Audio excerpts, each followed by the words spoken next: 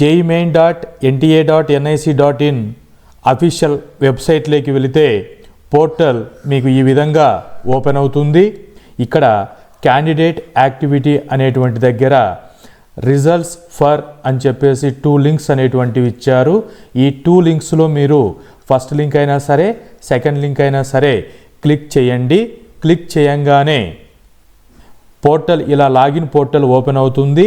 మీ యొక్క application number fill చేయండి, password అనేటువంటిది ఇవ్వండి, క్యాప్చా అనేటువంటిది ఎంటర్ చేయండి.